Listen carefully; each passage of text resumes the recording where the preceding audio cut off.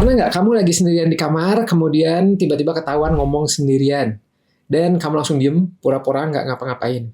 Mungkin kamu langsung mikir, aduh aneh banget sih gue ini. Tapi tunggu dulu, karena ternyata kebiasaan yang satu ini punya makna psikologis yang jauh lebih dalam dari yang selama ini kamu kira.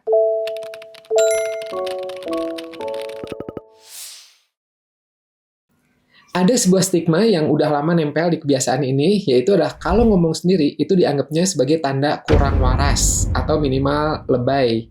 Jadi wajar kalau misalnya kamu atau banyak orang luar sana yang menyembunyikan untuk ngomong sendiri itu. Pura-pura nggak pernah ngelakuinnya, diem saat ketahuan. Padahal kalau kita mau jujur, hampir semua orang itu pernah melakukan ini, termasuk saya. Bedanya cuma satu, sebagian besar melakukannya diam-diam dan nggak pernah ngakuinnya.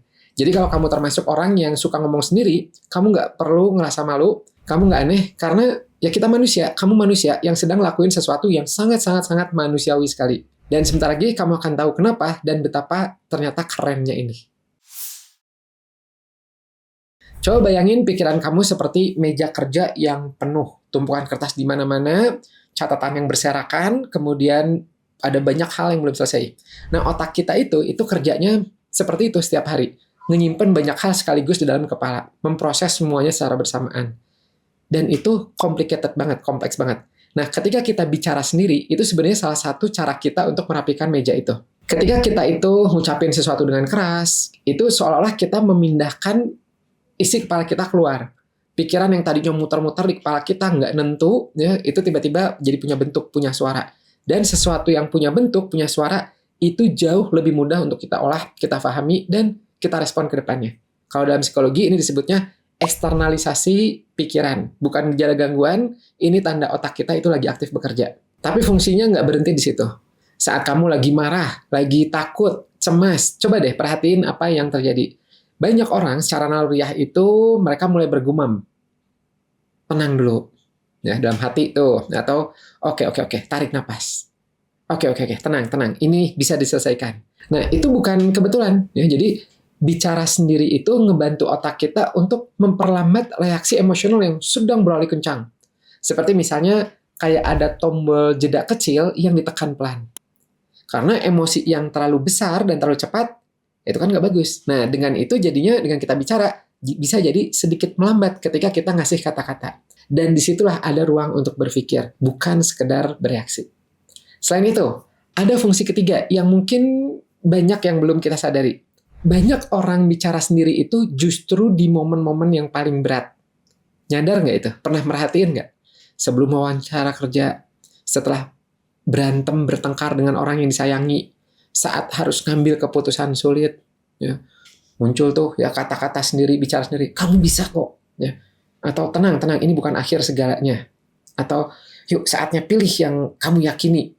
Nah, di momen seperti itu, self-talk, ya, ngomong bicara sendiri itu jadi punya fungsi seperti kompas. Ngingetin kita tentang apa sih yang sebenarnya penting, apa yang sebenarnya terjadi, ya, siapa kita sebenarnya, dan kemana kita ingin pergi. Orang yang terbiasa melakukan ini cenderung lebih mudah mengenali perasaan mereka sendiri, lebih cepat pulih tuh ya dari tekanan, dan biasanya lebih jernih ketika ngambil keputusan.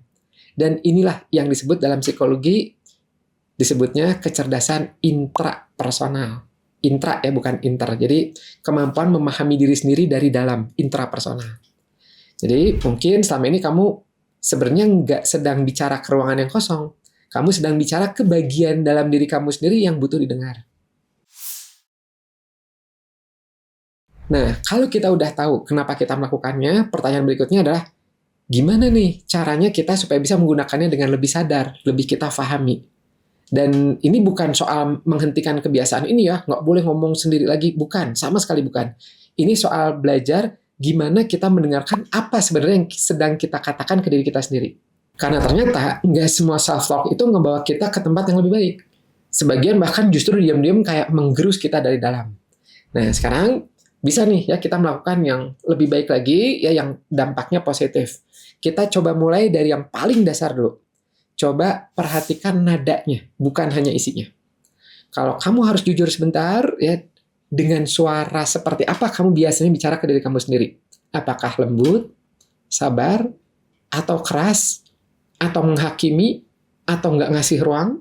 Nah, banyak orang tanpa sadar itu bicara ke diri sendiri itu seperti bicara ke musuh. Dasar bodoh. Duh, kenapa gue harus kayak gini sih? Harusnya gue udah tahu nih. Nah, kalimat itu rasanya kecil, kelihatannya kecil, sekilasnya kayaknya nggak penting. Tapi otak kita itu kan nggak memfilter seperti itu. Otak tuh ngerespon cara kita bicara ke diri sendiri tuh sama seperti merespon perkataan orang lain. Jadi kalau seseorang terus-menerus berkata kasar ke kamu setiap hari, lama-kelamaan ya takutnya kamu jadi percaya bahwa kamu itu kasar. Dan hal yang sama itu terjadi juga ketika suara itu datang dari dalam diri kamu sendiri. Kamu bicara ke diri kamu sendiri, bisa jadi kamu percaya itu nantinya lama-kelamaan. Jadi langkah pertama bukan mengubah isi perkataan kamu dulu, tapi coba kamu perhatiin nada yang kamu gunakan. Apakah kamu akan bicara seperti itu kepada orang yang kamu sayangi? Nah, coba kamu perhatikan di situ. Kalau sudah, kita masuk langkah kedua. Langkah kedua yaitulah coba gunakan nama kamu sendiri. Ini kedengarannya kayak aneh ya, tapi ada riset psikologi menarik ya yang cukup kuat di balik itu. Ketika kita bicara ke diri sendiri menggunakan nama kita sendiri, misal nih, Afif, kamu bisa ini. Maka itu tanpa sadar menciptakan jarak kecil antara diri kita dan emosi yang sedang kita rasakan.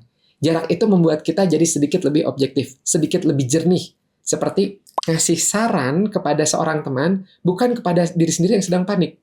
Kalimat, aku nggak bisa, itu kerasa seperti fakta. Kalimat, Afif, kamu bisa ngelewatin ini. Itu seperti rasanya kayak dorongan dari luar, support seperti itu. Bedanya kecil, tapi dampaknya nyata. Nah, kamu coba perhatikan seperti itu.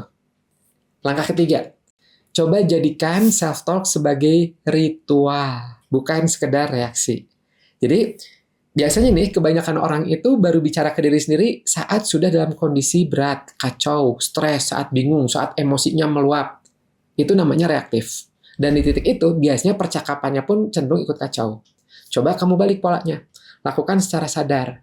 Di momen tenang, sebelum tidur misalnya, kamu tanya pelan-pelan ke diri kamu sendiri. Hari ini aku ngerasain apa ya? Bicarain aja. Bukan pertanyaan besar, bukan evaluasi panjang, cukup 1 atau 2 kalimat jujur yang kamu ucapkan untuk diri kamu sendiri. Di saat kamu nggak terbawa arus yang sedang emosi dan sebagainya. Dan ini bukan meditasi formal ya, nggak perlu duduk sila ya, nutup mata, cukup sebentar aja, dia jujur, konsisten. Ini bisa ngasih dampak yang positif sekali ke diri kamu sendiri. Langkah keempat, dan ini yang menurut saya paling sering diabaikan adalah coba deh kamu dengerin apa yang berulang kamu katakan. Kalimat yang paling sering kamu ucapin ke diri kamu sendiri, biasanya itu nyimpan sesuatu yang lebih dalam. Kalau misalnya kamu sering bilang, aku capek, terus kayak gitu, coba berhenti sebentar. Sambil kamu sadarin sungguh-sungguh. Apa yang lelah itu benar-benar tubuh kamu? Atau jangan-jangan ada sesuatu yang udah lama kamu tanggung sendirian tanpa benar-benar kamu akuin. Nah, self-talk yang berulang itu biasanya sinyal. Dalam psikologi itu sinyal. Bukan kebiasaan yang kebetulan muncul. Dan di balik kalimat yang terus-menerus itu, ya ulangin lagi, biasanya ada kebutuhan yang belum terpenuhi. Atau ada perasaan yang belum sempat didengar. Kamu udah lama tuh bicara ke diri sendiri, ulangin terus seperti itu. Mungkin sekarang adalah saatnya kamu benar-benar mulai ngedengerin makna yang lebih dalam dari apa sih yang kamu ucapin itu. Dan di balik semua ini, ada sesuatu yang ingin saya ajak kamu untuk, yuk coba sebentar kamu renungin. Bicara sendiri itu adalah bukti bahwa kamu tuh nggak pernah benar-benar sendirian.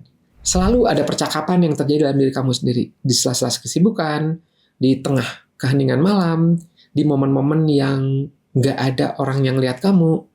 Dan orang yang berbicara jujur kepada diri sendiri, biasanya juga lebih jujur dengan orang lain. Karena kejujuran itu dimulai dari dalam. Di dunia yang ramai, yang selalu cepat, yang penuh suara dari luar, kemampuan untuk ngedengar suara di dalam diri kamu sendiri adalah sesuatu yang langka dan sangat berharga sekali. Kalau video ini menyentuh bagian dari diri kamu, tulis di komentar ya. Kalimat apa sih yang menurut kamu paling sering kamu ucapin ke diri sendiri? Saya penasaran. Dan kalau kamu ingin mengenal diri kamu lebih dalam, bukan lewat teori, tapi lewat tanda-tanda kecil dalam tulisan tangan kamu sendiri, kamu bisa belajar ya di grafologiindonesia.com/gratis. Di situ ada banyak materi gratis untuk mengetahui karakter kepribadian dari analisa tulisan tangan. Atau kalau mau dites juga bisa di grafologiindonesia.com/tes step grafologi. Semoga bermanfaat. Saya Afif dan ini program Kata Psikolog. Ruang kecil untuk memahami diri dengan cara yang lebih manusiawi. Bye-bye.